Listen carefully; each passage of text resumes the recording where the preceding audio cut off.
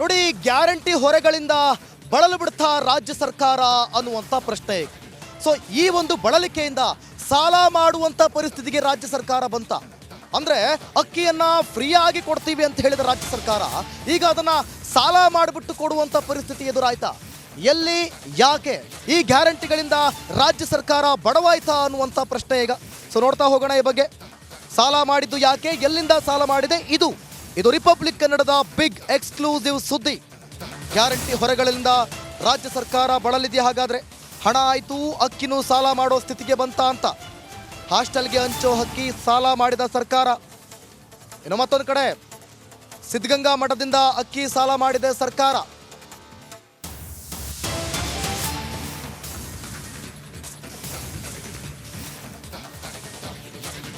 ನೋಡಿ, ಹಾಗಾದ್ರೆ ರಾಜ್ಯ ಸರ್ಕಾರ ಯಾಕೆ ಸಾಲ ಮಾಡ್ತು, ಎಲ್ಲಿ ಸಾಲ ಮಾಡ್ತು, ಇದು ರಿಪಬ್ಲಿಕ್ ಕನ್ನಡದ ಎಕ್ಸ್ಕ್ಲೂಸಿವ್ ಸ್ಟೋರಿಯನ್ನ ನಿಮ್ಮ ಮುಂದೆ ಬಿಚ್ಚಿಡುವಂತ ಪ್ರಯತ್ನ. ಸಿದ್ಧಗಂಗಾ ಮಠಕ್ಕೆ ಅಕ್ಕಿಯನ್ನ ಕೊಡೋದಕ್ಕೆ ರಾಜ್ಯ ಸರ್ಕಾರ ಸಾಲ ಮಾಡಿರೋದು, ಈ ಬಗ್ಗೆ ಎಕ್ಸ್ಕ್ಲೂಸಿವ್ ಮಾಹಿತಿಯನ್ನು ನಿಮ್ಮ ಮುಂದೆ ಇಡ್ತಾ ಹೋಗ್ತೀವಿ. BCM ಹಾಸ್ಟೆಲ್ಗಾಗಿ ಸಾಲ ಮಾಡಿದೆ ಸರ್ಕಾರ. ಸಿದ್ಧಗಂಗಾ ಮಠದಿಂದ ಅಕ್ಕಿಯನ್ನ ಸಾಲವನ್ನು ಪಡ್ಕೊಂಡಿರೋದು ಇಲಾಖೆ. 500 ಚೀಲ ಅಕ್ಕಿ ಸಾಲ ಪಡೆದ ಇಲಾಖೆ ಅಧಿಕಾರಿಗಳು. ಸಾಲ ಪಡೆದ ಅಕ್ಕಿಯಿಂದ ಹಾಸ್ಟೆಲ್ ವಿದ್ಯಾರ್ಥಿಗಳಿಗೆ ಊಟವನ್ನು ಕೊಡ್ತಾ ಇರೋದು. ಅಂದರೆ ಸಿದ್ಧಗಂಗಾ ಮಠ ಬೇಕಾಯಿತು ಇವರಿಗೆ ಅಕ್ಕಿಯನ್ನು ಕೊಡೋದಕ್ಕೆ. ಸಿದ್ಧಗಂಗಾ ಮಠದಿಂದ ಅಕ್ಕಿಯನ್ನು ಸಾಲ ಮಾಡಿ BCM ಹಾಸ್ಟೆಲ್ನ ವಿದ್ಯಾರ್ಥಿಗಳಿಗೆ ಊಟವಾಗಿ ಬಡಿಸ್ತಾ ಇರೋದು. BCM ಹಾಸ್ಟೆಲ್ಗಾಗಿ ಸಾಲ ಮಾಡಿದೆ ಸರ್ಕಾರ.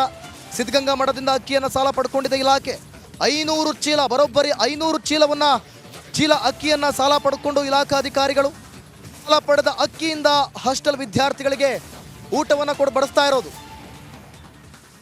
ಕೂಡ ಬಂದಿರಲ್ಲ, ಅವಕ್ಕೂ ಕೂಡ ಕೊಟ್ಟಿರ್ತೀವಿ. ಒಂದ್ಸತಿ ಲೇಟ್ ಆಗಿಲ್ಲ, ತುಂಬ ಕೊಡ್ತಾರೆ.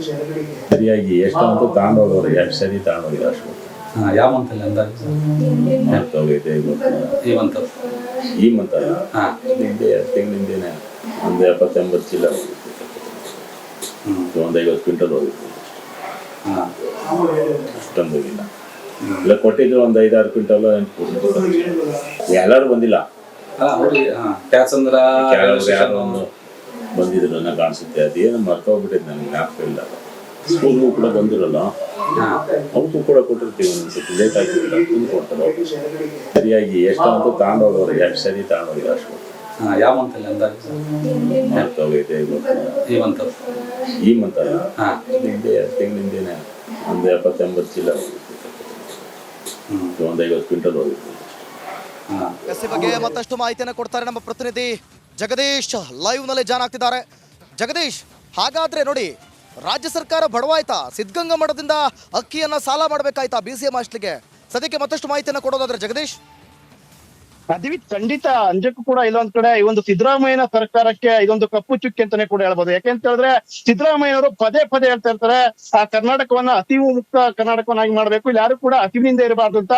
ಆದ್ರೆ ಈ ಒಂದು ಸ್ಟೋರಿ ನೋಡಿದ್ರೆ ನಿಜಕ್ಕೂ ಕೂಡ ಎಲ್ಲೊಂದ್ ಕಡೆ ಸರ್ಕಾರ ಎಲ್ಲೊಂದ್ ಕಡೆ ತಮ್ಮ ಒಂದು ಹೇಳಿಕೆಗಳನ್ನ ಸಮರ್ಥನೆ ಮಾಡ್ಕೊಳ್ಳೋದಕ್ಕೆ ಎಲ್ಲೊಂದ್ ಕಡೆ ಹಿಂದೆಟನ್ನ ಕೂಡ ಆಗ್ತದೆ ಅಂತ ಕೂಡ ಇದು ಸ್ಪಷ್ಟ ಆಗುತ್ತೆ. ಯಾಕಂತ ಹೇಳಿದ್ರೆ ಆ 5 ಗ್ಯಾರಂಟಿಗಳನ್ನ ಪೂರೈಸ್ತಾ ಇರುವಂತಹ ಏನೊಂದು ಕಾಂಗ್ರೆಸ್ ಸರ್ಕಾರಕ್ಕೆ ಎಲ್ಲೋ ಒಂದ್ ಕಡೆ ಹಾಸ್ಟೆಲ್ ನಲ್ಲಿ ಓದ್ತಾ ಇರ್ತಕ್ಕಂಥ ಬಡ ಮಕ್ಕಳಿಗೆ ಅಕ್ಕಿಯನ್ನ ಕೊಡೋದಕ್ಕೂ ಕೂಡ ಎಲ್ಲೊಂದ್ ಕಡೆ ಆಗ್ತಾ ಇಲ್ಲ ಅನ್ನೋದು ಕೂಡ ಇದರಿಂದ ಕೂಡ ಸ್ಪಷ್ಟವಾಗಿ ಗೊತ್ತಾಗುತ್ತೆ. ಯಾಕಂತ ಹೇಳಿದ್ರೆ ಏನು ತುಮಕೂರಿನ BCM ಹಾಸ್ಟೆಲ್ಗಳಿದೆ, ಆ ಒಂದು BCM ಹಾಸ್ಟೆಲ್ಗಳಿಗೆ ಕಳೆದ ಒಂದು ಕೆಲ 4-5 ತಿಂಗಳಿಂದಲೂ ಕೂಡ ಸರಿಯಾಗಿ ಅಕ್ಕಿಯನ್ನು ಕೂಡ ಪೂರೈಕೆಯನ್ನು ಕೂಡ ಮಾಡಲಾಗ್ತಾ ಇಲ್ಲ. ಅದರಿಂದ ವಿದ್ಯಾರ್ಥಿಗಳು ಸಾಕಷ್ಟು ಒಂದು ಸಮಸ್ಯೆಗೆ ಸಿಲುಕಿರುವಂತದ್ದು.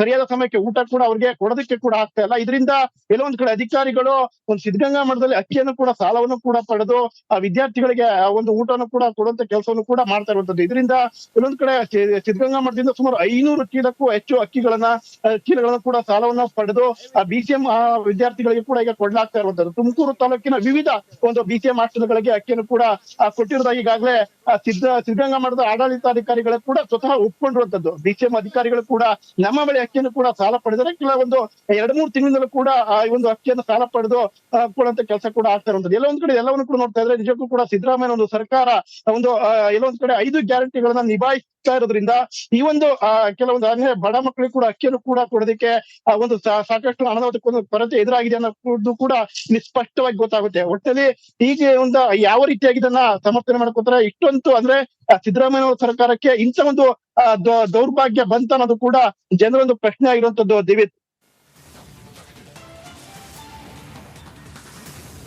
ಓಕೆ, ಥ್ಯಾಂಕ್ ಯು ಜಗದೀಶ್ ನಿಮ್ಮೆಲ್ಲ ಮಾಹಿತಿಗಾಗಿ.